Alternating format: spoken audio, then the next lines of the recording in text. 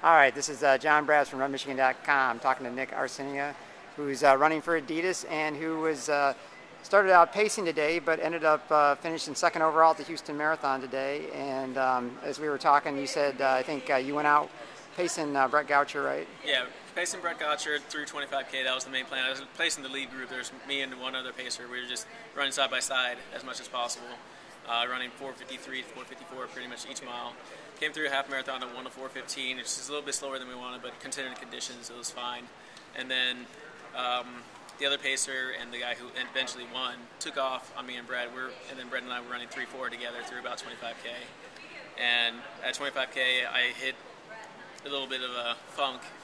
Brett was feeling better than me, so I let him go. He took off, still maintaining the same pace, about 4:54, 4:55.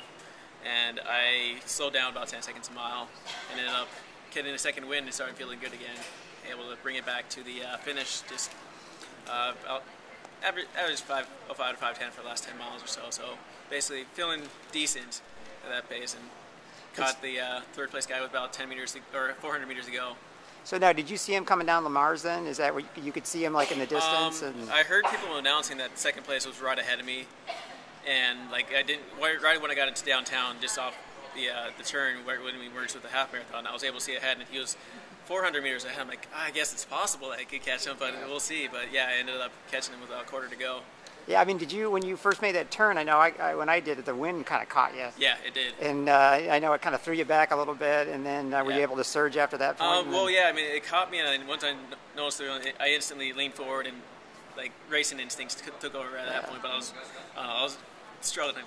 Yeah. Last mile, you know. Yeah, it surprised me. I was like, like you're so excited because it's like the last mile, and all of a sudden you hit the wind. But and so then you were able to catch him kind of coming around that last corner, right? Yes. Yeah. Well, we kind of curved right in front of the Hilton Hotel, and we made the last 200, and I had gapped him at that point. Wow. So when you came out today, I mean, this morning I know they were kind of threatening us with thunderstorms and potentially lightning to stop the race. Yeah, I was expecting it to be worse, and like it drizzled a little bit during the race. It kind of came down a little bit harder, like during the 15 to 20, somewhere in there.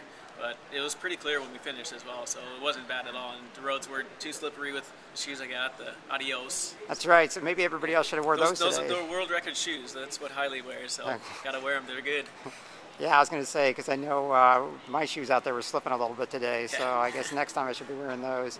Yeah. I mean, overall, what did you think of the course? I mean, it wasn't, to me, there was, a few little hills out there. But... Yeah, there's overpasses or underpasses and stuff like that. There's one bridge, that's where, like the bridge around 14 or so, that's where the winner pulled ahead of us, and he gapped us quick. He put in, like, a good surge, opened up 50 meters on us, like, from the bottom to the top of the hill, and pretty much that made the race for him right there.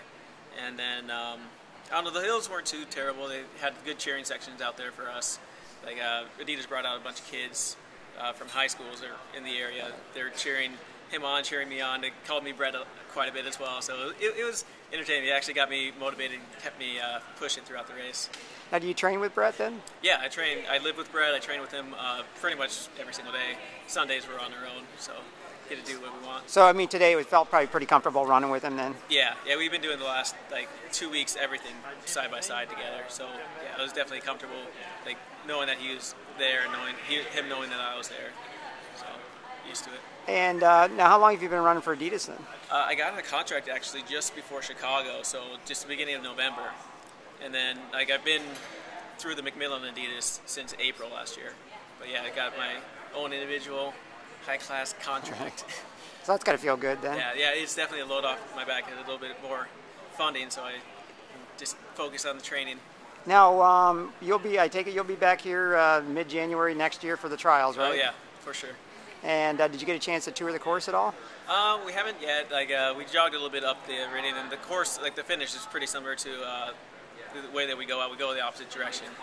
How the last 4 miles of the course today went.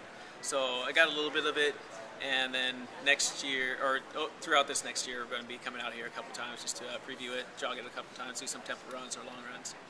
All right, now you have an idea what temperature might be like too. So yeah, we'll see. I mean, past couple of years it hasn't been too bad. Last year was nicer than this, but we'll see. Yeah. So what else you got coming up next? Probably. Well, February is going to be resting and recovery, and then pretty much getting the mileage back up, and then probably focusing on the 15K in March and then 25K in May. All right, well, congratulations today on the runner-up position, and like I said, it's got to feel good to get out there and run a 2:11 when you're just coming out to pace, right? Yeah, it's thrilling. It's a PR, so gonna maybe even do that next time. Yeah. All right, well, congratulations, Nick.